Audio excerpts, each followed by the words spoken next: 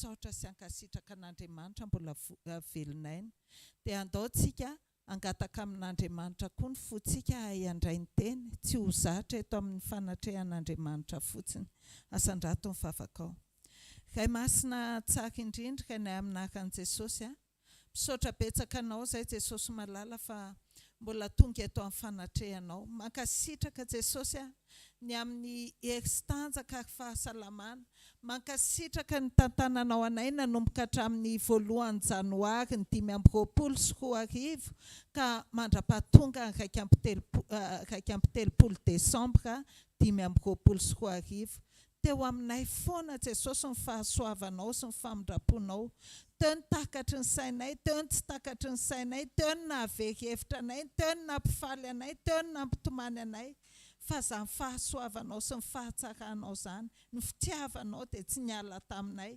ary mbola zay ny toy izao dia mbola nolay fitiavanao ihany dia mankasitraka feno anao zay Jesosy misaotra betsaka anao zay satria mbola hiteny aminay indray ianao ary aoka tokoa Jesosy akaky ny vavaky ny mpanomponao teo hoe tsy hiteny avy amin'ny olombelona tsy hiteny mihoatra tsy hiteny avy amin'ny nofo fa avy amin'ilay fanahinao masina dia sokafanay ho anao Jesosy ny fonay andrandranay atanatananay ny vavanay andray ilay avy aminao hiainanay ilay sitraponao Jesosy ilay fahamarinany teninao aok'izay Jesosy tsy hivembena tahaka ny ondry tsisy mpiandry tsisy mpitarika eto amin'ity fiainana mandalo ity fa aok'izay Jesosy tena hoe andre ary amantatra ny feon'ny mpiandry tsara ary ankatosy andeha any amin'izay tenenin'ilay mpiandry tsara dia mankasitraka feno anao zay Jesosy aoka ny teny rehetra izay voafafy dia tsy ho angalary ny devoly na hoe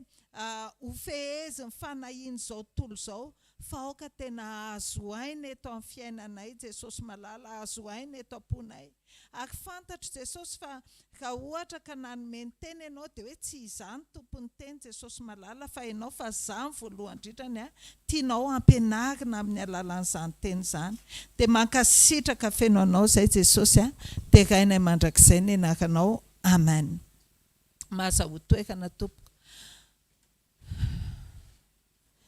dia mbola faly miarahaba-tsika amin'ny anaran'i Jesosy ary tena hoe mankasitraka an' Jesosy ny amin'ny tombontsoa-pahasoavana mbola mizara satria raha ny tena marina tsy tokony hijoro eto androany fa noho ny fanendrena dia mbola eto indray aloha dia tsy napoiziko ilay izy fa nangataka tamin'i Jesosy hoe inona moa Jesosy zany tokony ho zaraina dia ny lohateny sekolintsika androany dia hoe tokantrano fidy ny anjara tsara amen amen mihitsy mahatoky fa tena hoe hifidy ny anjara tsara sika tamin'ity volan'ity manokana dia tena hoe nisy pression be zany teo amin'ny fiainana satria ny zavatra be dia be hoe tsy maintsy ny sahanina dia tena hoe ilay zavatra rehetra ohatrany hoe misambotra anao hoe ty tsy maintsy atao ty tsy maintsy atao ty tsy maintsy atao dia tena hoe tsy hitanao tsony izay sarangotana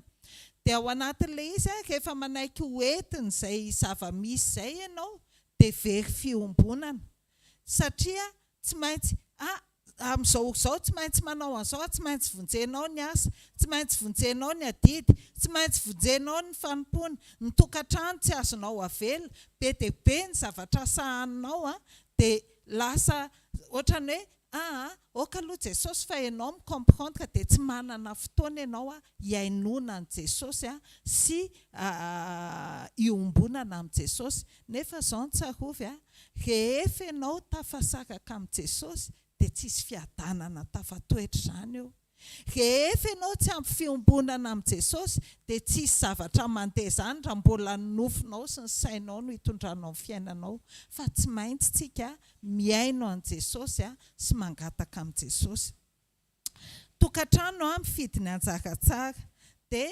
hiresaka mahakasika amin'ny Marta sy Maria tsika raiso angeny Luka 10:17 ka hatramin'ny 12 amin'ny anaran'i Jesosy ary nandeha izy ireo dia niditra teo amin'ny vohitra anankiray Jesosy ary nisy vehivavy anankiray atao hoe Marta nampiatrano azy ho ao an-tranony Ary izy nanana rahavavy atao hoe Maria izay nipetraka teo anilan'ny tongotry ny Tompo ka nihainy teniny. Fa Marta sahirana tamin'ny fanompoana be dia avy izy ka nanao hoe Tompoko, moa tsy mampaninona anao va ny hamelany rahavaviko ahy hanompo irery, ko mba hahasoavy manampy ahy izy. Fa ny Tompo namaly ka nanao taminy hoe Marta, Marta, maro ahina sy maro ereny ianao, nefa zavatra iray aloha no ilaina, fa Maria no efa nifidy ny anjara tsara izay tsy alaina aminy. Amen. Marta, araka ny voasoratra dia vehivavy tena hoe tia manompo an'Andriamanitra izy ary tia manompo ny hafa, mankafy izany hoe asan'Andriamanitra izany. Jereo ange raha vao nivahiny tamin'ny Betania Jesosy dia Marta tonga dia nanokatra ny tranony hoe mandrosoa ato tranoko. Tena hoe manana fo amin'ny fanompony Marta. Fa zao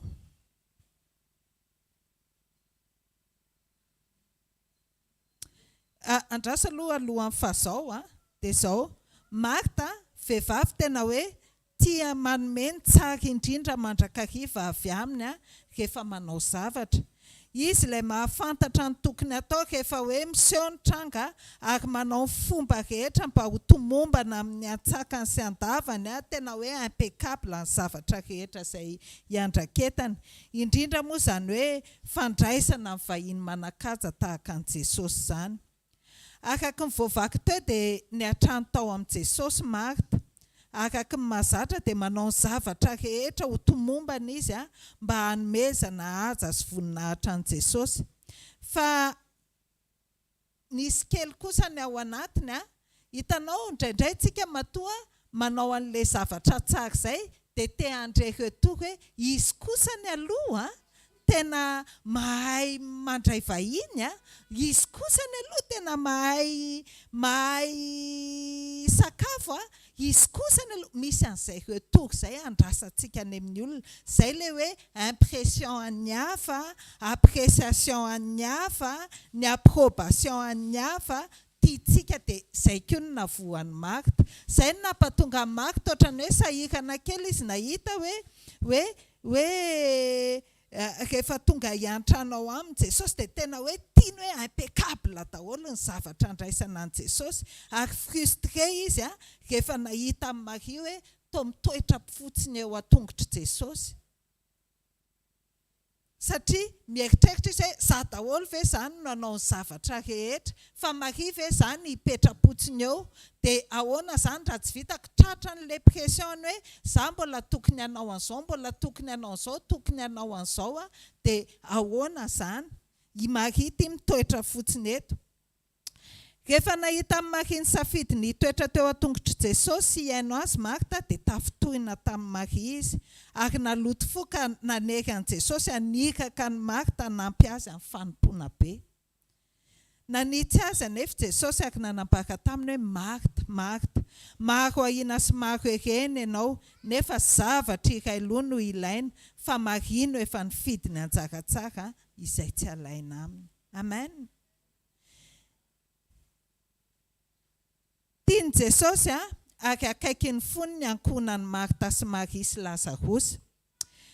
Raisitsika ange ao amin'ny Jaona 1:20 tsy hoe vakiantsika tanteraka ilay izy.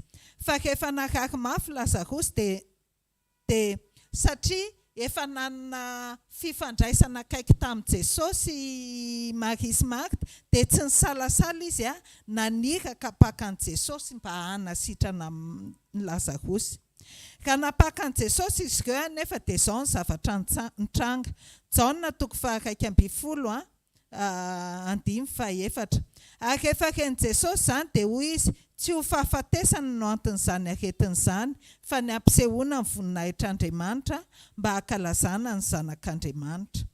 Raha mamaky an'io tantara io ianao dia tsy teo ny hoe vao tonga ny fangatahana dia tonga dia nihetsika Jesosy nakany tokantranon'ny Marta sy Maria, fa izao nandefa ny teniny izy. Hoy izy tsy fahafatesana ny anton'io ka, fa anehoana ny voninahitr'Andriamanitra dia mbola nijanona roa andro tao amin'ny toerana nisy azy izy ary efa avy eo rehefa tapitra ny roa andro mbola nandeha nakany Jodia izy ary efa avy nandehandeha nanao mission tany Jodia tany izy izay vao tapa-kevitra no ho an'ny Betania. Tonga tao Betania nisy an'i Marta sy Maria nefa izy dia efa nalevina efarany Lazarosy. Azonao an-tsaina angambany hoe ny déception azony Maria sy Marta satria le nantenaina tsy tonga ara-potoana. Le anadahany lazain'le nantenaina hoe tsy ho faty efa voalevina somatsara nandritry ny efatr'andro. Zay vao tonga Jesosy. Fakitsika ny toy ny tantara ao amin'ny Jaona 1:20-20 Ary Marta ka nandrefa tamin'i Jesosy dia nandeha nitsena azy fa Maria kosa nitoetra tao an-trano. Ary hoy Marta tamin'i Jesosy, Tompoko, raha teto ianao dia tsy maty ny anadahako. Nefa fantatro fa na dia ankehitriny izao aza na inona no angatahanao amin'Andriamanitra dia omen'Andriamanitra anao. Hoy Jesosy taminy, hitsangana ny anadahanao. Fa hoy Marta taminy, fantatro ihany fa hitsangana izy amin'ny fitsanganan'ny maty amin'ny andro farany. Hoy Jesosy taminy, izao ny fananganana maty sy fiainana. Izay mino ahy na dia maty aza dia ho velona indray. Ary izay rehetra velona ka mino ahy dia tsy ho faty mandrakizay. Mino izany va ianao? Hoy izy taminy, eny Tompoko, mino aho fa ianao ny Kristy zanak'Andriamanitra ilay ho tonga amin'izao tontolo izao. Ary rehefa nilaza izany izy dia lasa nandeha ka niantso mangingina ny Maria rahavavy nanao hoe tonga ny mpampianatra ka miantso anao.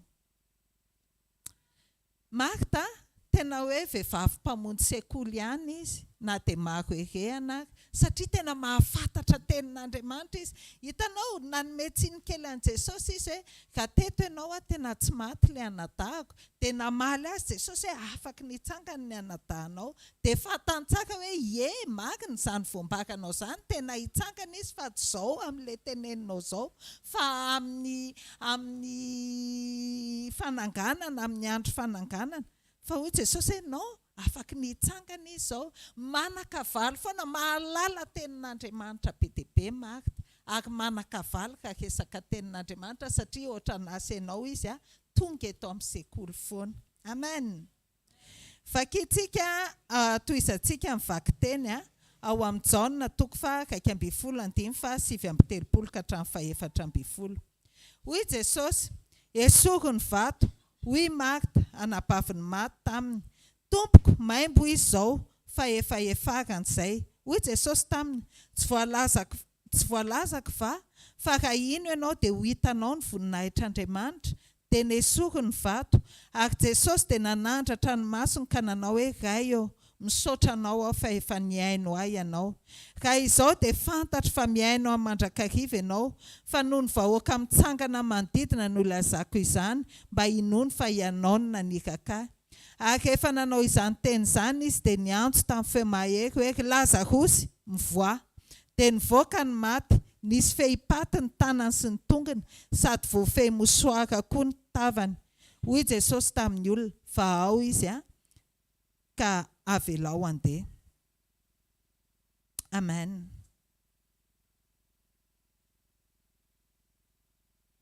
Hitanao, Marta, araka ny voatantara teo dia izao, mahafantatra tenin'Andriamanitra izy. Haiko hoe hitsangana ny anadahako fa rehefa niteny Jesosy hoe soky aka ilay vato dia teo izy izay vao tsy zakany finoana intsony ilay izy.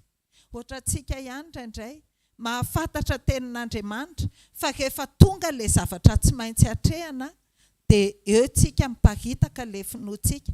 Lasa ohatran'ny hoe principe sy connaissance mameno loha fotsiny ilay tenin'Andriamanitra. Ohatran'ny hoe raha ohatra ka miresaka ny anao débat mahakasika ny tenin'Andriamanitra dia manana valy ahako, manana toko sy andininy ahako, fa ahoana kosa ny fiainako amin'ny tenin'Andriamanitra rehefa tena tonga mitranga réel. Rehefa tonga eo amin'ny sedritsika, ahoana no iainantsika n'ilay tenin'Andriamanitra sy ilay fahamarinan'ny tenin'Andriamanitra. Niteny Jesosy eto hoe esoko ny vato, tsy takatry ny finoany Marta intsony le izy hoe Jesosy angeny hoe efa miteny hoe tsy ho faty ny anadahanao e. Jesosy angeny mibaiko azy hoe esoko le vato e, fa ny zavatra hita sy ny zavatra misy ny sakana teo amin'ny Marta hoe efa maimbo izy izay tsy possible intsony, na nala ny vato atsika tsy possible no hitsanganan Jesosy. Aoka tsika tena hoe tsy anao tahaka Marta hoe zahatra eto fotsiny mihaino tenin'Andriamanitra, zahatra eto fotsiny ianao mahazo fampaherezana isan'andro isan'andro, fa rehefa hoe tonga ny tranga, tonga ny sedra, dia ianao miparitaka voalohany, na hoe tonga ny fakapanahy dia hoe Jesosy inona moa izany no hohaninay kapitsy, fa ianao kosa micomprendre hoe tsisy atokona ange, fa aleo aloha izany mba haka kely androany e. Le tsy mahatoky an'ilay tenin'Andriamanitra satria mibanjina loatra ny zavatra hita sy ny zavatra mitranga. Aleo tsika hibanjina an' Jesosy satria izy no anefa ny finoantsika. Amen. Izy no mahavita ny zavatra rehetra ao amin'ny fiainantsika. Izy ny tena hoe rehetra ho antsika dia andao tsika hibanjina amin'ny Jesosy fa tsy hoe ho zatra mihaino teny fotsiny hoe manao fanompoana be, tsy misy fitoriana teny hoe jehena ianao, misy fanaovana asa soa hoe jehentsika, misy sekoly eo tsika, fa ahoana ilay fiombonantsika amin'ny Jesosy sy finoantsika ny tenin'Andriamanitra, ahoana ny finoantsika n'izay voalazan'Andriamanitra. Ny atsokorotana matetika misy ao an-tokantrano ao nge dia ny zavatra tsy misy e. Nefa ahoana ozy izy Jesosy, ny zanako sy ny asan'ny tanako dia adidiko, dia ahoana ianao no mbola mitotototo, ahoana ianao mbola mononmonona, ahoana mbola zany ny ady ao an-tokantrano ao.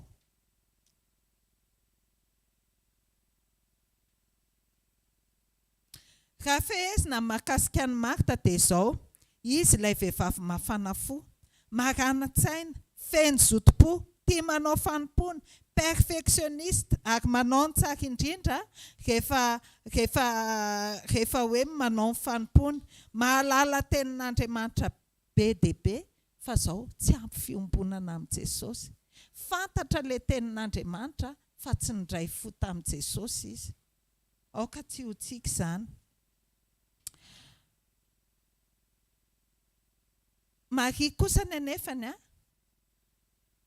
ilay nipetraka eo an-tongotry Jesosy, tovy ny zavatra notenen'ny Maria sy Marta rehefa hoe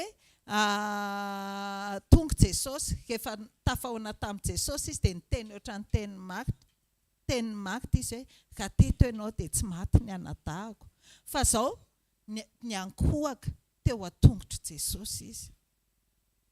Azonao tsy hoe nitranga, tsy tokony hitranga izany izao amin'ny fiainantsika hoe tsy tanteraka izay faniriantsika dia hampatonga antsika hoe hangatsiatsika.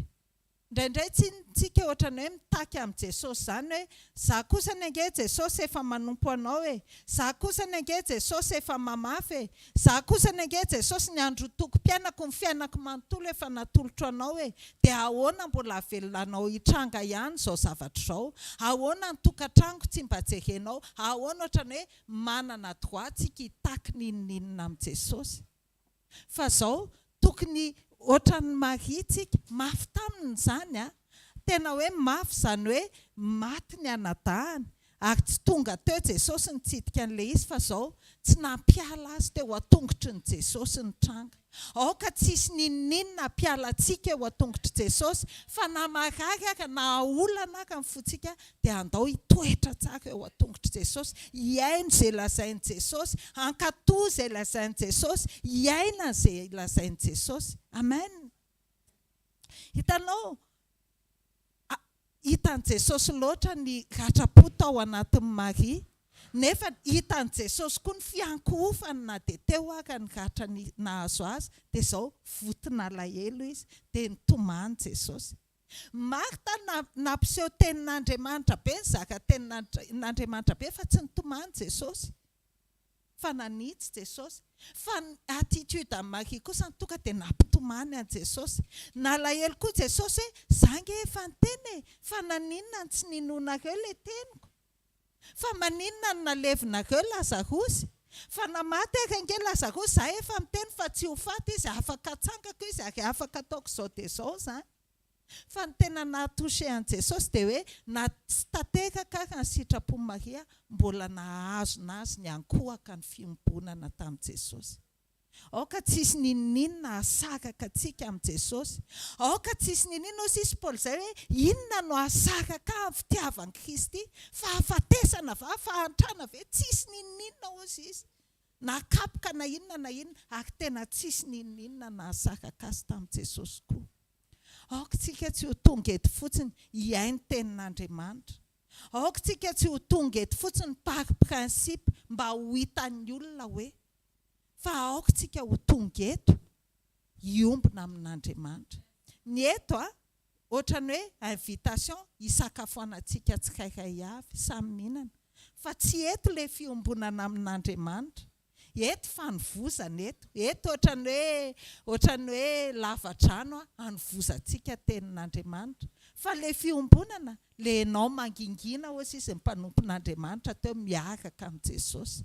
Izay ilay fiombonana. Ianao ilay foray miaraka amin'ny Jesosy, miatrika ny sedra, miatrika ny onjan-dranomasina, miatrika ny tafiotra, dia ianao mitoetra amin'ny fiadanana satria nandre ny tenin'i Jesosy. Amen. Io tenin'Andriamanitra io tokony hitondra fiadanana sy fitsarana ao anatintsika.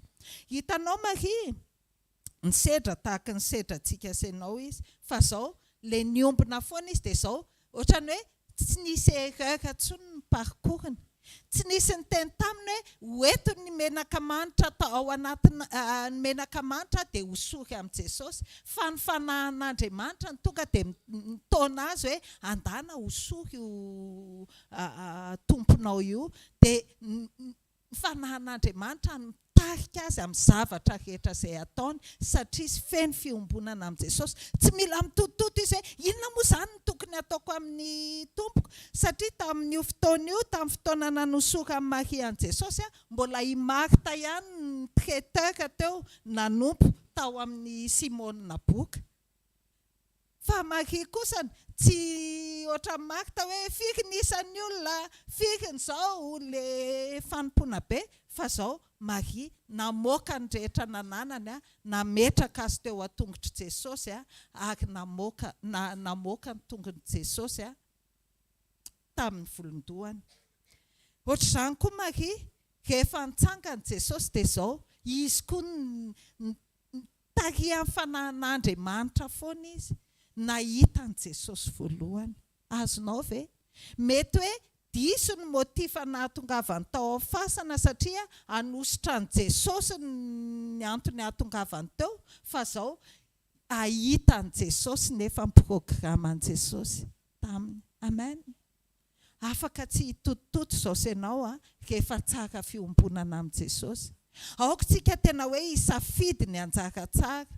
Tena hoe inona ny essentiel eo aminao, fiombonana ao amin'Andriamanitra. Fa na mandrivotra ary izao tontolo izao hoe tia tsy maintsy atao, tia tsy maintsy vita, tia tsy maintsy izao, tia tsy maintsy sahanina, dia izao rehefa feno fiombonana amin'Andriamanitra ianao, fanahy masina tena hoe mitarika anao hoe izao atao.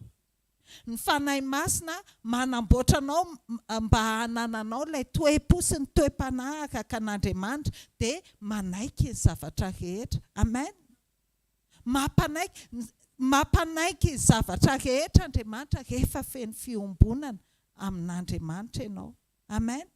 Indraindray tsika na andresy lahatra ny ankonantsika ao an-trano ka dia miasa fatratra. Atao daholo ny zavatra rehetra, pepohina ny ankizy, ampitahorina ny ankizy, ataontsika hoe ho any amin'ny elo, ataontsika an'izay zavatra rehetra, ameantsika moral, fa tsy amin'ny fitiavana, tsy asehontsika azy ilay fitiavan'Andriamanitra dia vao maika izy manalavitra. Kanefa raha ohatra ka tsara fiombonana amin'Andriamanitra tsika, dia izao miova ny toetrantsika dia resy lahatra ho azy ny ankonantsika. Amen.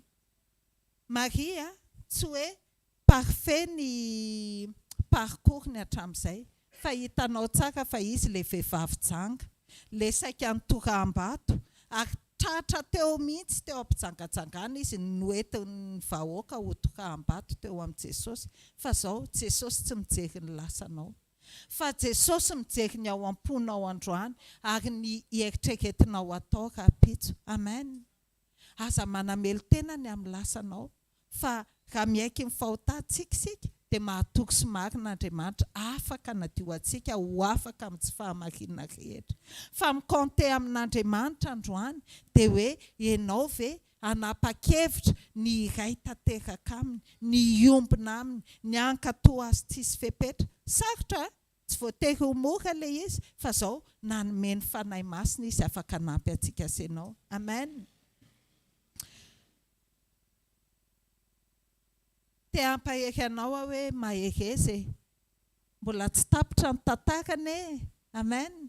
Mety hoe ny taona ny tapitra androany fa misy fanombohana vaovao ndraiky efa kelikely eo. Amen. Dia andao hiaraka hanomboka amin'i Jesosy. Aoka tsy handeha amin'ny tsy ny zava-misy intsony no mitondra antsika fa aoka Jesosy no hitondra antsika. Amen. Ampahekezako aminao satria efa tapitra ny fotoanako dia hiakatra amin'ny mpanompon'Andriamanitra manaraka.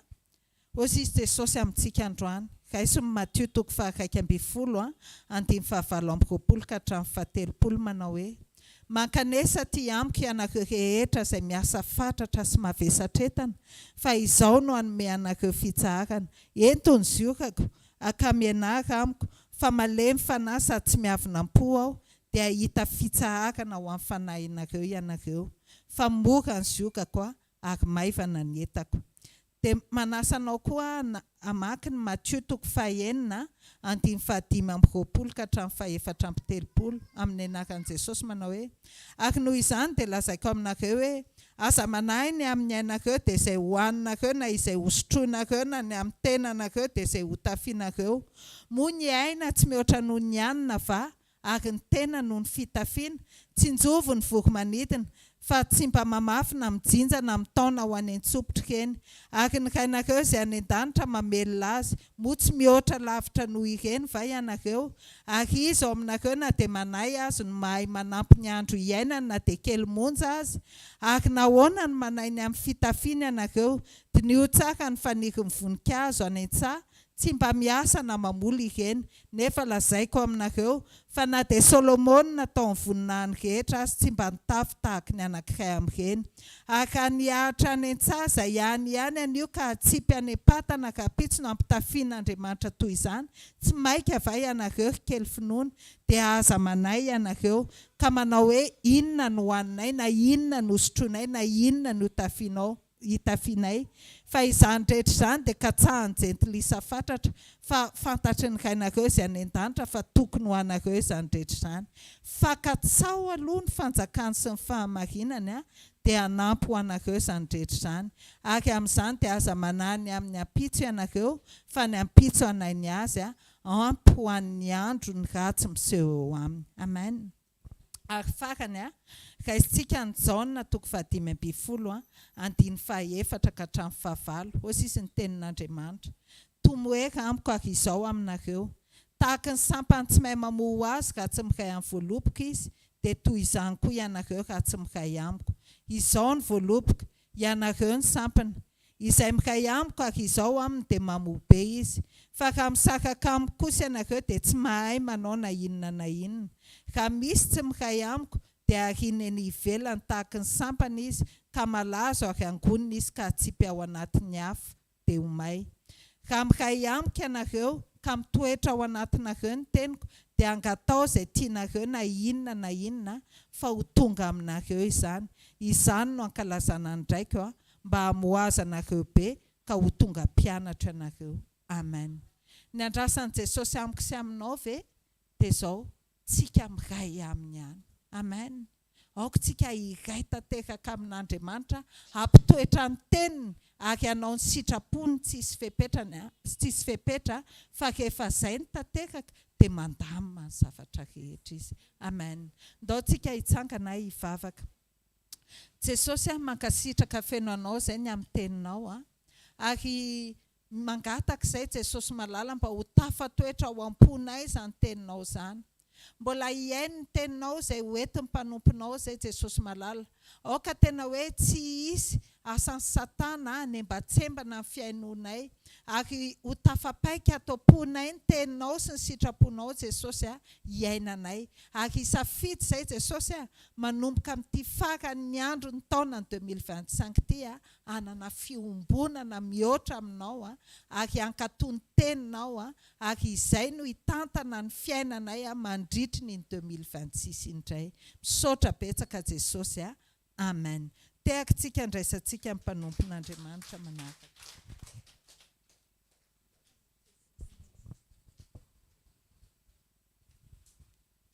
Alléluia. Tika anao mbola novavaka ao hatrany raisy tena tombontsoa-pahasoavana lehibe ho anao natratrara anao an'izao fotoana izao indray. Tena hoe androany ny faran'ny taona izay iraisantsika amin'izao tontolo izao 31 décembre fa ao amin'Andriamanitra vaovao isan'andro famindrapony ary vaovao foana ihany koa ny teniny révélation omeny antsika sy ianao. Dao sandratsika izany vavaka izany tena misaorana azy.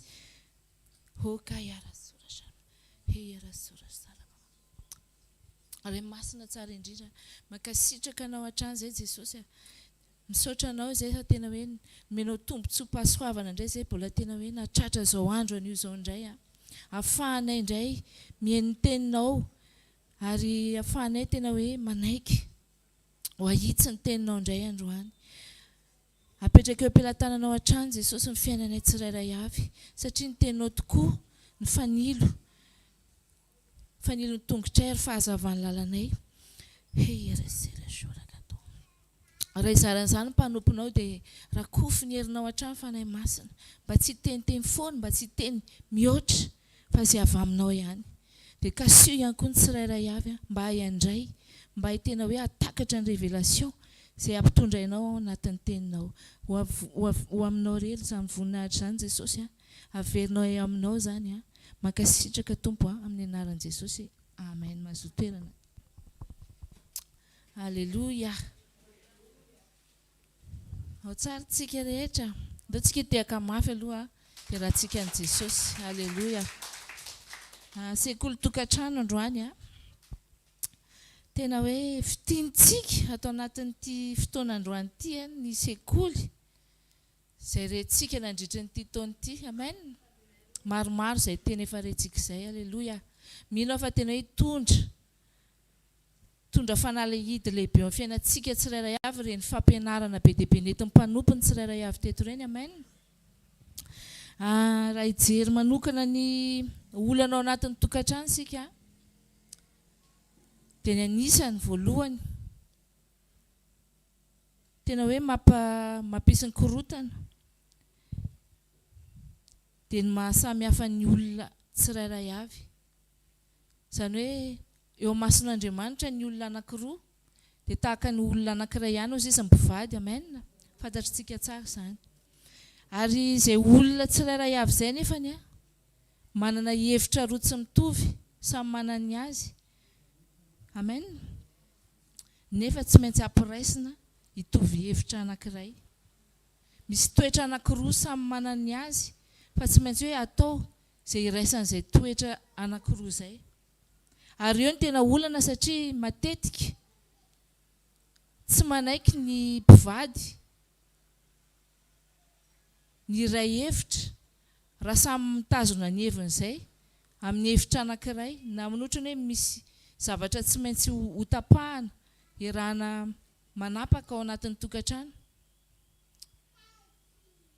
Raha misy ny tena hoe samy mitazona ny fahamarinana izay, misy tsy manaiky io diso dia lasa mifara mikorotana ilay zavatra tokony iraisana saina. Amen. Marina izany. Eo indrindra ny tena hoe fanontaniana. Iza raha ny tena tokony henoina ary iza ny tena tokony arahana. Raha araka ny Baiboly dia ny Efesianina 5:22 dia mivaky toy izao amin'ny anaran'i Jesosy haintsika tsara io manao hoe ianareo vehivavy maneke mivadinareo tahaka ny hanekena ny Tompo. satria ny lahy ny lohan'ny vavy. Amen. Amin'izao fotoana izao nefa sarotra ho an'ny olona izany manaiky hoe lahy ny lohan'ny vavy. Tovy mitomany ny vehivavy tena hoe hihoatra, tena hoe te hitovy grady amin'ny lehilahy. Ny zavatra tiako ampahirizana nefa dia izao, lahy ny taloha amin'ny vavy, lahy ny narian'Andriamanitra taloha amin'ny vavy. Amen. Saika tsy nisy ny vehivavy raha tsy tao amin'ny lehilahy ny nangalan'Andriamanitra ny vavy. Alleluia. Dia tsy azontsika lavina izay fa ny lahy foana aloha ny taloha amin'ny vavy.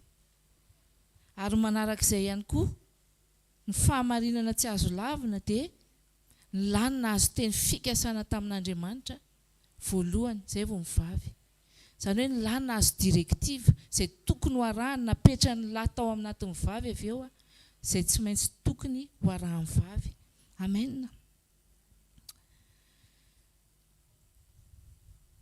Ny tsy fankatoavan'ny vavy, ny fanoherantsika vehivavy an'izany, ny lasa nampisy olana.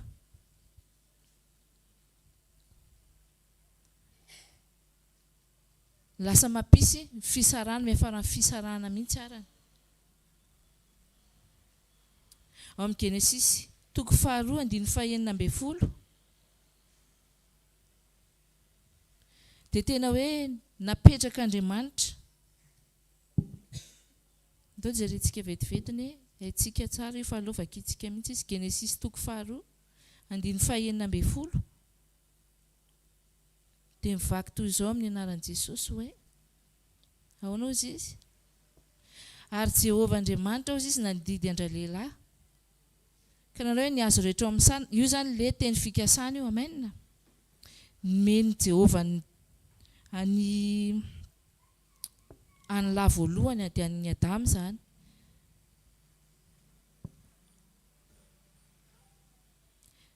Noho ny tonga amin'izay nefa i Eva dia tsy nankatoa an'izay izy, fa nanohatra nihinana an'ilay hazo izy. Dia nisarihany ihany koa i Adama nihinana an'izay, dia lasa nisy ny fisarahana tamin'Andriamanitra. Ary izay tsy fankatoavana nataony Eva izay dia nahazo sazy izy ireo. Ary ny sazy ny vavy dia ny hoe ny lahy no manapaka ny vavy. Amen. Ary ny vadinao ozy izy no hiantera amin'ny fanirianao fa izy no hanapaka anao. Azontsika ilay izy. Tsy mahazo rariny intsony tsika vehivavy, tsy maintsy ilay vady raha manambady ianao. Tena tsy maintsy manaja ny lahtsika, manaja ny hevintsika.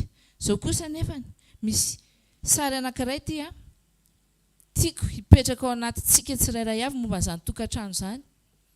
Amen.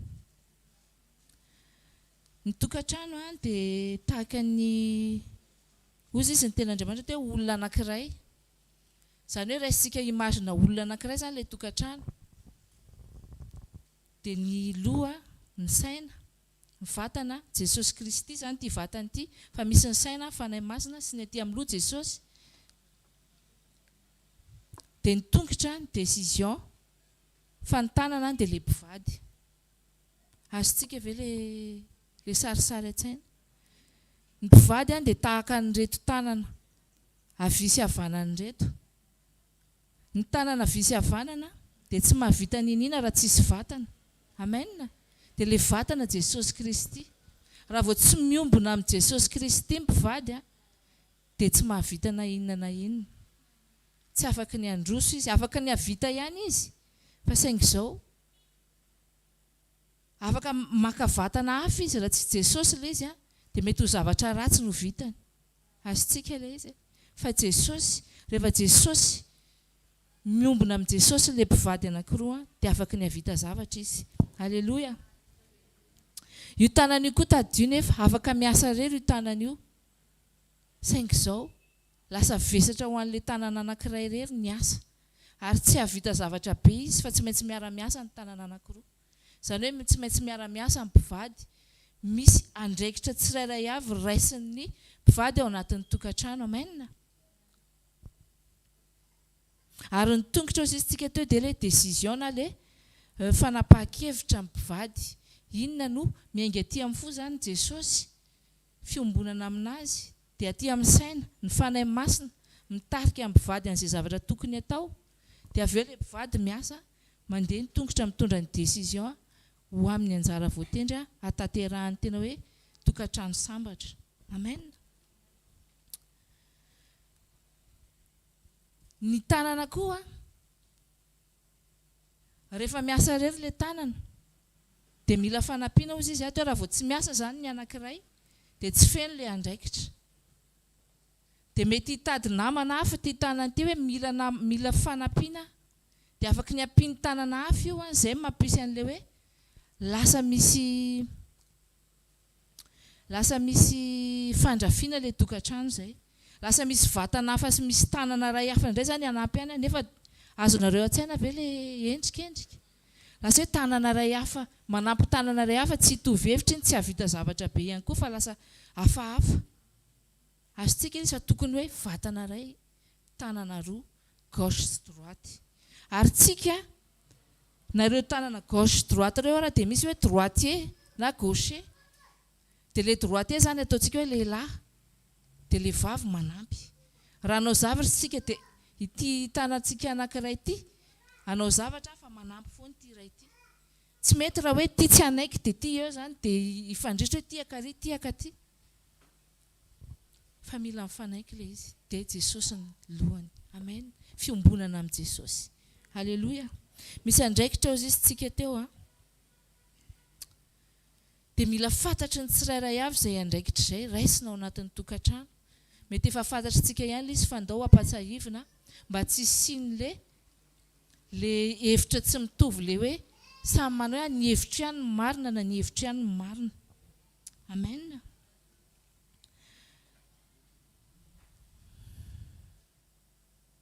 Nametrahan'Andriamanitra ny andraikitra voalohany indrindra tamin'ny lahy sy ny vavy dia hoe ny lahy no miasa ary ny vavy dia mpanampy.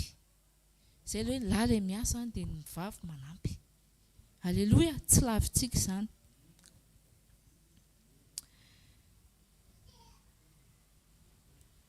Ao amin'ny Petera toko voalohany,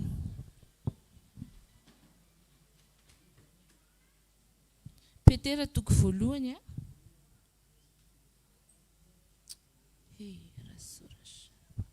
Petera toko voalohany andininy 7 dia mivaky toy izao amin'ny anaran'i Jesosy hoe ary toy izany koa ianareo vehivavy maneke mivadinareo mba voatoana ny fitondran-tena amin'ny vavy izy na dia tsy amin'ny teny aza raha tahiny misy tsy manaiky ny teny rehefa hita ny fahadiovan'ny fitondran-tenanareo amin'ny fahatahorana ary aoka ny firavahanareo tsy ho zavatra eny ivelany toy ny firandranam-bolo sy ny firavahanam-bolamena na ny fiakanjoana fa aoka toetra miafina ao am-po izay tsy mety ho loa dia ny fanahy malemy sady miadana izay soa indrindra eo mason'Andriamanitra. Fa tahaka izany no niravahan'ny vehivavy masina fahiny izay manantena an'Andriamanitra sady manaiky ny vadiny. Halleluja. Dia tahaka ny Sara izay nanaiky an'i Abrahama ka nanao hoe tompoko, dia zanany ianareo raha mba manao soa ka tsy matahodra izay fampitahorana na inona na inona. Amen.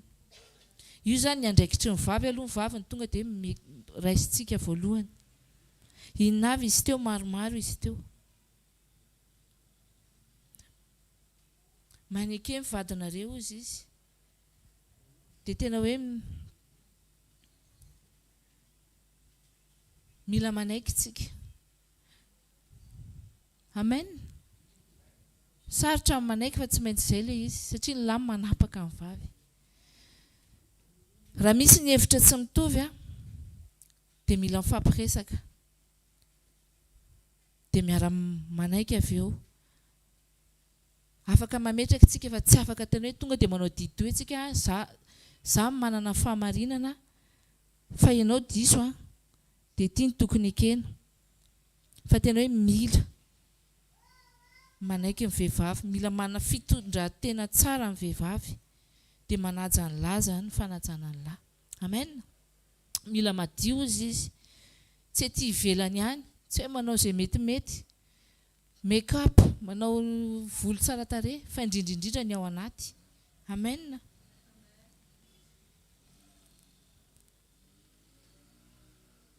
Dia indrindrindrindra ozy izy matahotra an'Andriamanitra, andraikitra tsika zany, mila matahotra an'Andriamanitra tsika, dia mila malemy fanahy.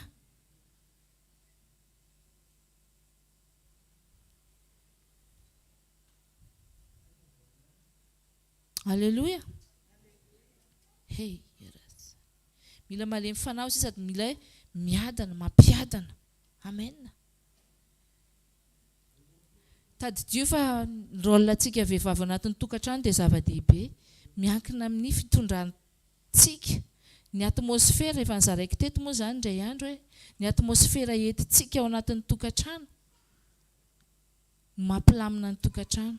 Raha vao itsika ny kizitina lava dia mikorotana ny kizitina koa hatramin'ny ankizy, ary na ramosera tsy ho tamana ao tokantrano, fa aleo ny mijanona any am-piasana na any amin'ny malaina izy ny hody ao an-trano. Fa mila hoe malemy fanahy tsika, mila mikarakara tsara ny tokantrano tsika, andraikitra tsika ihany koa zany. Amen. Mila malemy fanahy tsika. Alléluia. Mila manao soa koa tsika ozy izy. Ao amin'ilay ohabolana 31 iny dia tena andraikitra be ny vehivavy.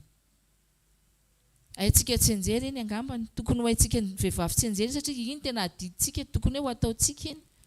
Misy ny vehivavy mitaraina hoe izay rery zany ny tena tokony ianao an'izao, zany tena miasa. Oui, izay ny ilana antsika ilay hoe mpanampy. Tsika ny tena miasa ao anatin'ny tokantrano, fa ny lahy mamelona antsika, ny lahy mibaiko antsika, mampianatra antsika.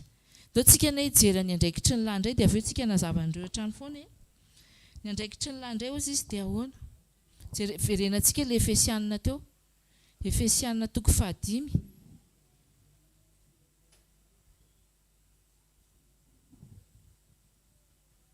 Toko 2:20 teo. Manao hoe amin'ny anaran'i Jesosy. Ianareo vehivavy ozy izy manekeny vatanareo tahaka ny anekenan'ny Tompo, fa ny lahy ny lohan'ny vavy dia Kristy, dia tahaka ny Kristy ny lohan'ny fiangonana, izy ny mpamonjy ny tena. Fa tahaka ny faneken'ny fiangonana ny Kristy no aneken'ny vavy ny lahy amin'ny zavatra rehetra. Eto amin'ny 5:20, ianareo lehilahy kosa tiava ny vadinareo ozy izy, dia tahaka ny tiavan'ny Kristy ny fiangonana, ka nanolorany tena ny hamonjy azy. Amen. Mba hamasina azy amin'ny hanadiovana azy amin'ny rano fanasana amin'ny teny, mba ho raisiny ho amin'ny tenany izany ho fiangonana malaza, tsy misy petipetina na fiketronana na izay toy izany, fa mba ho masina sady tsy misy tsiny izy. Dia tahaka izany ny lahy tokony ho tia ny vadiny tahaka ny tenany, izay tia ny vadiny dia tia ny tenany. Amen. Fa tsy misy, mba misy olona ozy izy tsy tia ny nofony, fa mamelona sy mitaiza azy, dia tahaka ny Kristy amin'ny fiangonana. Alléluia. Alléluia. Reo ny andraikitry ny lahy, tia ny vadiny ozy izy, tahaka ny tenany. Matetika rehefa hoe ny olantsika vehivavy ao anatin'ny tokantrano hoe tsy anekentsika izay, dia tsika indraindray miteny hoe mahita hoe tia tena ilay lehilahy. Ny anazy ihany zany ohatrany hoe manararoatra ve izy amin'ilay hoe izy ny lohany. Tokony tsy hanao an'izany ny lahy. Amen. Fa tia ampahendrena ary mandray an'izay andraikitra izay, izay hoe izy ny lohany izay, tsy hoe izay tiany ataony tsy maintsy atao, fa izay tena hoe révélation omeny ao anatin'ny fiombonana miaraka amin'ny Jesosy. Mila miombona amin'ny Jesosy bebe kokoa ny lahy zany, mahazo révélation hoentiny ao amin'ilay tokantrano izay tsy maintsy tokony ekentsika vehivavy. Amen. Azontsika ilay izy. Fa tsy hoe izay eritreretiny hoe zany dia hivoaka androany dia tsy maintsy manaiky ianao. Tsy izay ilay izy, satria izy ny lohany. Tsia, tahaka ny tenany. raha tiany tenantsika isika dia karakara ny tenantsika dia tahaka an'izay ihany koa tia ny vadiny tahaka ny tenany lahy. Alleloia. Miara-mitoetra aminy ozy izy. Tsy tokony izy zany fisarahan-toerana hoe andeha ary aloha za androany dia rapitso vao aminao, fa miara-mitoetra ny lahy sy ny vavy. Tsy ny fisarahana toerana ela dia mampisy ny fakapanahy, fa raha mbola azo atao dia miara-mitoetra ny lahy sy ny vavy dia mpivady zany. Amen. Manaja ozy izy manaja ny vavy ihany koa satria manaja ny tenany izy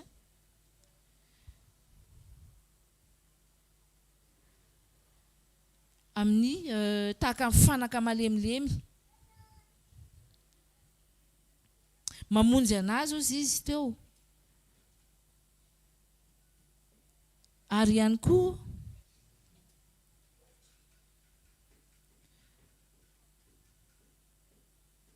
mamelona azy sy mitaiza azy.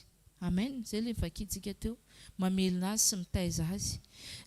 Andraikitra lehibe tena hoe tsy tokony ho adin'ny lehilahy dia mampianatra ny vavy. Amen. Mampianatra azy indrindrindrindra ny tenin'Andriamanitra.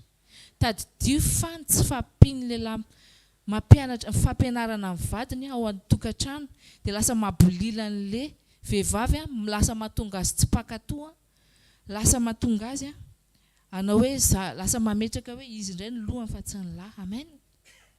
Dia tsy maintsy indrindrindrindra mitondram-bavaka, mifampitondram-bavaka amin'ny mpivady. Na lahy na ny vavy tsy maintsy mitondram-bavaka. Zay ilay fiombonana ao amin'i Jesosy. Miara-mivavaka dia samy mivavaka ihany koa. Raha hivoaka ny trano ny anankiray tsy maintsy entina mivavaka. Satria any ambadibadika any tadidio fa Satana tsy faly amin'ny tokantrano sambatra.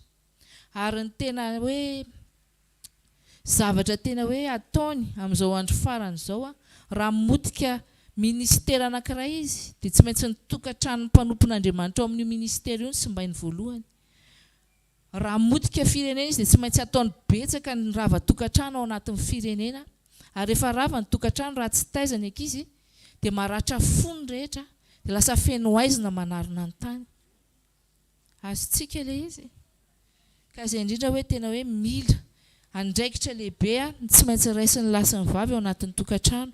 Dia ny lahy mampianatra ny vavy dia ny vavy manaiky ho ampianarin'ny lahy. Zay zany ny tena tokony ho izy hoe manaiky io dia tia ny vadiny, manaiky ampianatra anazy. Alleluia.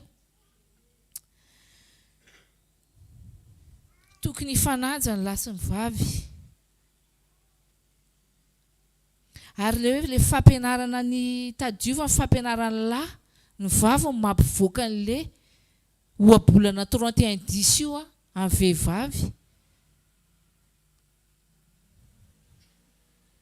Ny fitiavana seho an'ny lahy ny vavy no mampirisika ny vavy tena hoe havita zavatra lehibe. Ny vehivavy tsy ampy fitiavana dia lasa ohatrany hoe malahelo lava izy ve, lasa ohatrany hoe misy tsy ampy ao amin'ny fiainany dia hitady an'izay fitiavana izay anekafy izy. Ka raha misy olona hafa manome an'izay fitiavana izay dia hovariana any izy ary izay mahatonga ny fisarahana ao anatin'ny tokantrano, izay mampisy ny fampirafesana. Azontsika ilay izy. Misy tokony lalàna mipetraka zany hoe ny vehivavy ny lahy tena tokony ho tia ny vadiny. Zany hoe manome ilay fitiavana izay manome affection. Tsika vehivavy dia mila an'izay. Zay affection izay. Ary raha vao tsy azontsika izay io affection ohatrany hoe mirassurer antsika zany amoaka. Tsy ny io anefa rehefa tena hoe ampy fitiavana ny vehivavy tena na ny ankizy ao an-trano ary tena ny fitiavana ny ankizy tena hoe mivoaka tsara, voataiza tsara ny ankizy, voakarakara tsara ny trano. Fa raha vehivavy ny tsy ampy fitiavana fa hoe miroro saina izy hoe tia vadiko ity tsy tia anahy akory fa mety tia vehivavy hafa any. Dia lasa mikorotana ny ao an-trano, mety tsy voapirina intsony ny trano, lasa andeha hanaraka ny azy, lasa izy teo ny ankizy lasa tsy voataiza intsony fa lasa manao izay tiany atao ihany koa. Azontsika ilay izy. Fa mila mifameno. Ny lahy tena tokony hatsapana izay mila mitia ny vadiny, manome affection, ahoana moa zany, mampirisika, manome tena hoe manome mahatsapa le tena hoe miasa le vehivavy any andraikitra be le vehivavy eo amin'ny ohabolana 31 io ne tena andraikitra be mikarakara ny tokantrano izy tsy matory izy fa mifo izy amin'ny alina izy tena hoe mitondram-bavaka ny tokantrano io izy dia mbola tsy vita ny tokantranony mbola mila manao soa ihany koa izy manampy ny any amin'ny hafa izy mahantra ozy izy tiako io vakianao foana eo ary anarana tsenjery amen andraikitra lehibe io ka mila fampaherezana zay le tiako tena hoe fampaherezana avy amin'lahy mivavy mba hivoahany io fahatsarany io ao anatiny alleloia fitiniko zay dia hoe mila manome affection zany lahy dia mivavy kosa tsy tokony hikritika lava amen tsy tokony hikritika lava ny lahy tadio fa ny lahy dia tena hoe tsy tia loatra an'izany hoe kritikeny zany indrindrindrindra hoe misy tsy fahombiazana ihany dia ianao tena hoe ianao le tena tsisy fotony fona ianao le zao tsy mahazo manao an'izany tsika vehivavy zay hoe manaiky tsika manaja anazy tokony encourager ny lahy foana ny vavy na ny fomba ahoana na ny fomba ahoana fi-encourager ny vavy ny lahy indray zany mamoaka ny tena hoe le lehilahy hoe afaka miasa tsara izy afaka tena hoe mahery izy mahavita zavatra izy alleloia raha vao tsy ampy ireo dia tsy mitovy ny hevitra dia rava ihany ny tokantrano amen tsy ataoko amen fa marina izany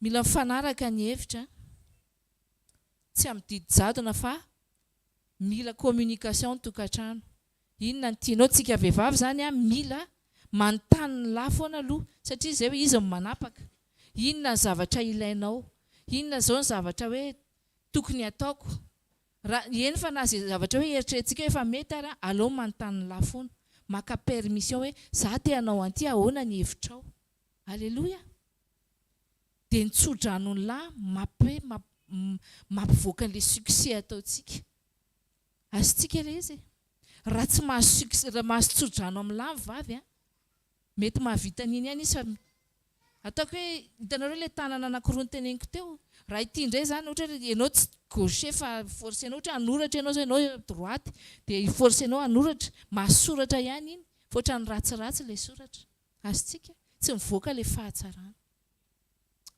amen manaraka mila mananatra mpitiavana ny lahy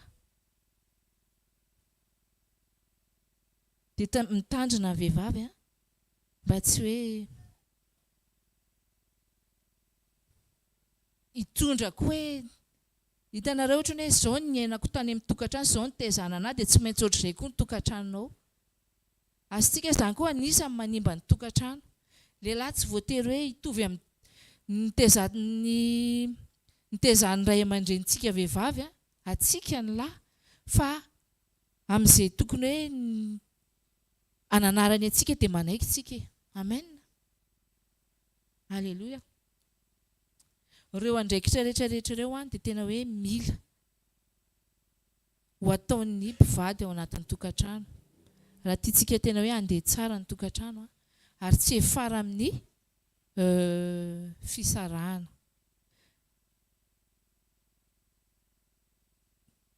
fiombonana ozy izy tsika mamela tena hoe zarakely an'ity fanampiny kely anankiray ity mila mifamela koa mpivady amen raha nisy erreur nataon'ny tsirairay avy okiny tsy ho lasa hoe tena iny foana mandritry ny taona fa tena hoe nampianarintsika hoe efa lasa ny zavatra taloha ampy izay aloha amin'izay tsika hiova ny fanavaozana ny saina indray ary taona farany taona androany zao zay problème rehetra mety hoe nanimba ny tokantranao mangataka anao androany tena hoe atsanony zany aza mieritreritra an'izany ntsony amen fa tena hoe mijoro amin'izay dia jesosy reko ny tenao androany raisiko ianao tena hoe fiombonana aminao ny succès amin'ny tokantranonay raha ohatra ho anareo vehivavy tanora mbola tsy manambady aza miditra raha tsy lehilahy tena hoe efa lehilahy ao amin'i Jesosy reto raha tena hoe efa ao anatin'ny tokantrano indray ianao ka mety hoe mbola tsy miombona ny lehilahy ohatra fa hoe na vavy ataovy izay tena hoe fomba rehetra iombonana. Amen. Satria tena hoe ateo hoe le vatana, le Jesosy Kristy, le fiombonana azy tsy havita ninina le tanana raha vao tsisy vatana. Amen. Alléluia. Dia tiany le hoe famelana teo izy tsika tadidio, fa tsy le ohatra hoe le erreur nataony aza jerena hoe le vadinao mihitsy zany tsy mameno hoe ty zany tena ratsy toetra, fa tadidio fa itsika ozy izy ny tenin'ny soratra masina ao amin'ny Efesianina 4:9, dia tsy miady amin'ny nofo amandrà fa amin'iny fanapahana sy amin'ny fanahy ratsy afanjakan'ny famaizinana ozy izy dia le fanahy ratsy eny amin'ny rivotra. Le fanahy ratsy eny amin'ny rivotra io zany ny ao ambadiky le raha vao ratsy fiombonana ampivady dia misy tratrany io fanahy ratsy io. Ozy izy tsika teo ny devoly tsy tia tokantrano sambatra dia tsy maintsy misy ataka foana ao. Raha vao tsy miombona ianao zany, raha vao tsy miaro an'ilay tokantranonao dia misy ataka ao, ary izay tsy miambina tsara dia tratra. Dia aoka ianao tsy hijery hoe le rangahy tena ratsy, fa le fanahy ratsy ny tonga dia tokony ho hitanao. Dia inona zavatra tokony ho atao? Secret lehibe ty tiako tena tadidianao, ary tena hoentinao mandritry ny ty taona ty, ny tena cadeau zany, hoentinao mandritry ny ty taona vaovao ty amin'izay sy mandritry ny andro rehetra iainanao. Eo amin'izay tsy maintsy hoe mila mitokana.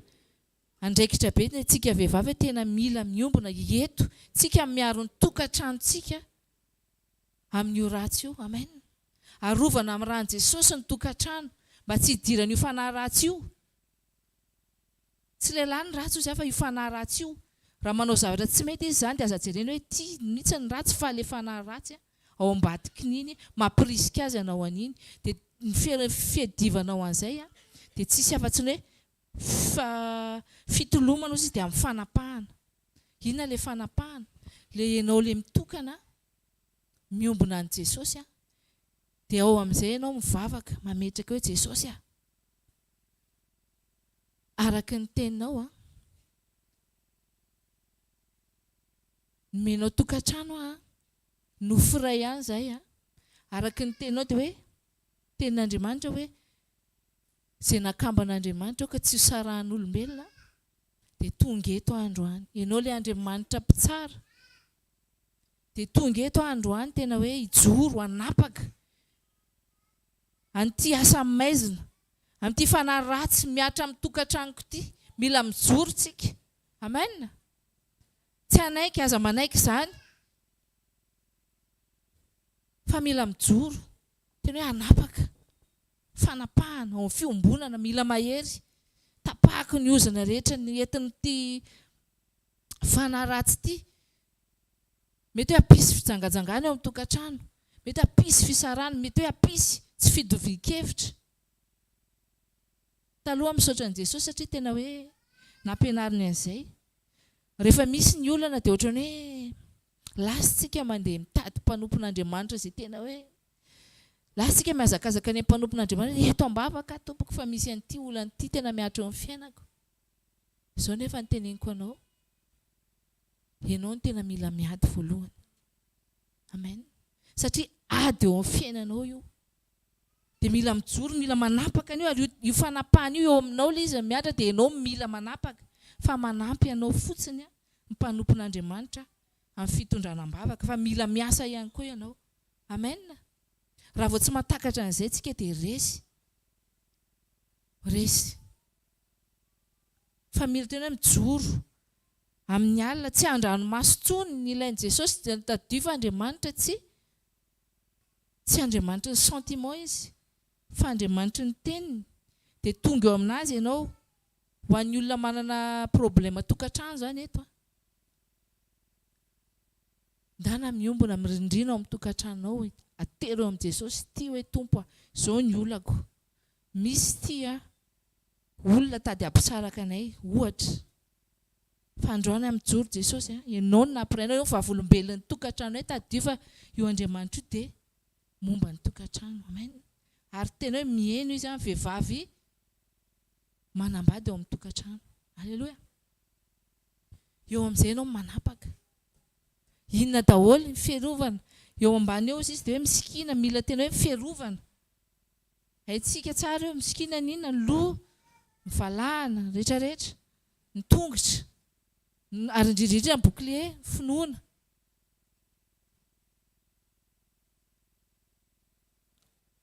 Eo anao manapaka ao sisa tsika. Tapaoteny hoe Jesosy tsy vitako ty aty fa ianao ny oka hiavana, ianao ny andamina anty fa za kosa tena hitolona hiaro ny tokantranoko tsy manaiky ny atao an'izao tsy manaiky ny amin'izao. Amen. Azontsika ilay izy. Halleluja. Zay ny andraikitra tadidio fa izany hoe fanahy ratsy any amin'ny rivotra izany tsy maintsy amin'ny alalan'ny vavaka no anoherantsika an'izany. Tadidio fa hoe misy zavatra ny ozy izy tsika teo hoe ny olana tsy le olona en personne fa le fanahy ao ambadika le olona mampirisika anazy anao le ratsy hitanao hoe tsy voatery hoe le olona koa matetika hoe tonga dia tena hoe manapa-kevitra hoe dia anao ratsy fa misy alitara ny atsangan'olona amin'ny teny tokantranonao. Raha vao ratsy fiambenana dia tratra. Azontsika ilay izy. Izany hoe alitara ratsy izany ohatra alain'ny olona ny saranao, alain'ny olona ny anaranao, entiny any amin'ny tsy fantatra any amin'ny alitara ratsy any amin'ny fanahy ratsy any iny. Dia iny tokoa fa ohatra hoe dia avy Satana handefa fakapanahy eo amin'ny fiainan'ilay tokantrano dia tratra ny fakapanahy ilay olona. Ary amin'izay izy tratrany rehefa misy koa ny olona hoe tratrany ody fity ilay olona avy eo. Eo amin'izay tsy vitany hoe tabataba ao tokantrano intsony na tenenao hoe ianao ne tokony ity anahy tsy tonga saina intsony io olona io. Azonareo ilay izy. Fa eo ianao mila manapaka. Fanapahana hozy izy. Manapaka. Anangana alitara ihany koa, alitara contre alitara. Alléluia. Atsangano ny alitara ao tokantranao amin'ity. Izao ny fotoana rehefa mitsangana izany hamafiso ny fiombonana amin'i Jesosy. Rakofy ny rahan'i Jesosy foana ny tokantranonao. Amen. Raha mbola tsy nanao an'izany ianao dia atsangano amin'izay ny alitara. Miombona amin'i Jesosy. Raiso ny hery mitsangana. Alléluia. Aza matoritotsona aza vela. Ho ravan'ny Satana ny tokantranonao. Sarobidy loatra ny tokantrano. Amin'ny fotoana tsy mahatakatra an'izay tsika dia lasika hitototo hoe inona ny tokony atao, andeha ho aiza. Ary ho avy koa ny Satana hoe avy ety fa ty misy fomba. Ataovy an'ity hozy izy, ataovy an'ity hozy ty misy hozy izy, asivo an'ity ravikazo ty dia sitrany io. Nefa voame inona? Voame hafa koa iny fa problème hafa. Satria Satana tsy mahay manasitrana, tsy mahay manangana, fa mamotika foana. Azontsika ilay izy. Jesosy rery. Jesosy ny ilayntsika. Amen. Izy ny manangana, izy no lohany. Alléluia. Izy le vatana. Mino fa nampahery anao zany fampianarana androany zany. Militsika tena hoe tadio izy tsy tokony atoritorontsony tsika. Ty taona 2025 ty tsika hoe ianao tena intercesseuse mahery. Ianao le tena vehivavy matanjaka ao atokantranonao ao. Ianao le vehivavy tena hoe mety lavo le rangaha ao tokantrano, mety hoe indraindray izy mety hoe vizambizana, reradreraka ara-panahy, fa ianao mijoro foana, ianao tena hoe ndao, ianao mampahery, mi-encourager, fa tsy ianao le mpikitakita mpanome tsiny lava. Amen. Alléluia. Ndao tsika hitsangana hisaotra an'Andriamanitra ny amin'izany fampianarana izany.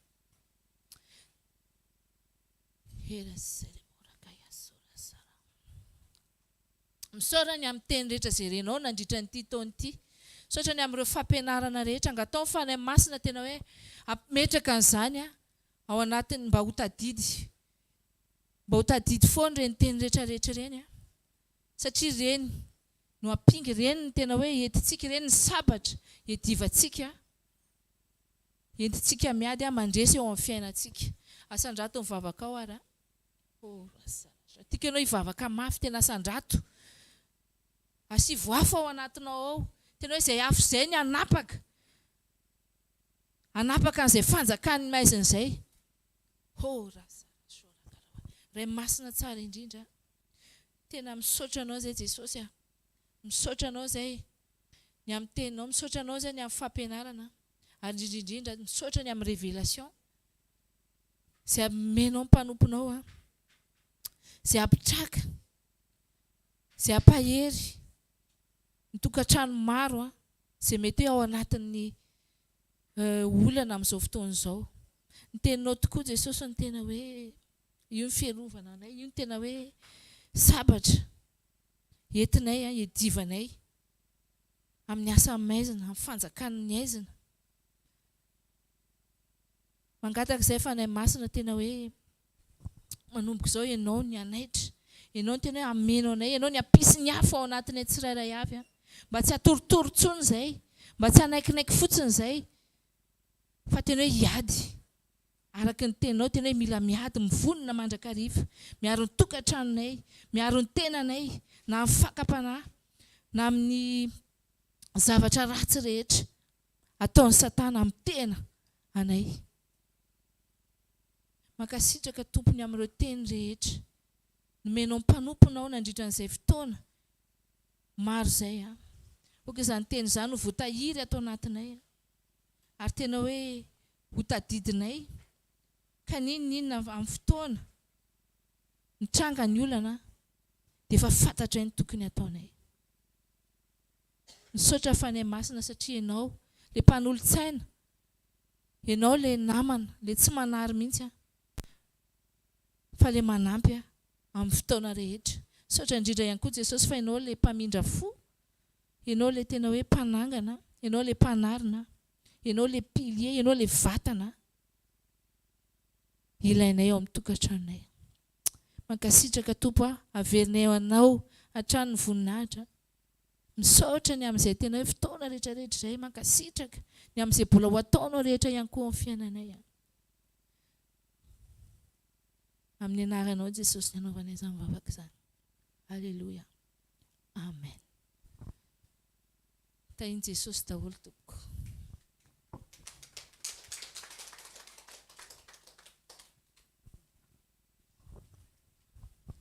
Afaka mipetraka antsika. 2025 amaolombelona dia mifaranana amin'ny sekoly tokantrano. Tian'Andriamanitra tokantranonao araka an'Andriamanitra. Amen. Sady tatazana fanatitra dia ny fotoana androany zany raha misy ny réveillon, mbola afaka misaotra anarana pasteur, mbola afaka misaotra, mbola stara raha zoma maraina zao no misaotra anarana dia ao amin'ny pasteur Vololona, eny amin'ny izy pasteur Vololona, eny amin'ny espace Mira Ambomirary. Amen. Afaka manatona azy anao aiza aiza misy an'ilay izy ohatra dia afaka manatona azy anao no manatona pasteur. Manarakaraka izay zavatra izay misy direct rapitso maraina amin'ny 12 alina ho anao izay tsy afaka ory dia afaka manaraka direct koa ianao. Amen. Dia ao amin'ny rointsika misy an'ilay pasteur ya HVK Mission Events. Dia ny zoma dia manam-potoana antsika afaka mamangy fianakaviana mitory, fa tsisy fotoana ny zoma ny asa fanompoana, tsisy fotoana eny tranopokon'olona Analakely. Fa ny sabotsika dia miaraka indray eny bypass eny amin'ny centre, tonga dia tomboka amin'ny firaisana latabatra amin'ny tompo. Amen. Tonga dia kalibe miaraka amin'ny tompo zany ny sabotsy izao. Amen. Ny sekoly tsy miova ny lasinainy talata alarobia eto amin'ny toerana aty. Amen. Mahita fa raha ohatra mbola tsy tonga eny amin'ny Roland tsosy dia mbola hiteny aminao foana Andriamanitra. Amen. Hitsangana antsika saotra Andriamanitra. Misaotra Jesosy ny fitiavanao anay. Misaotra tompony sekoly tamin'ity taona 2025 ty izay nifarananao tamin'ny sekoly tokantrano.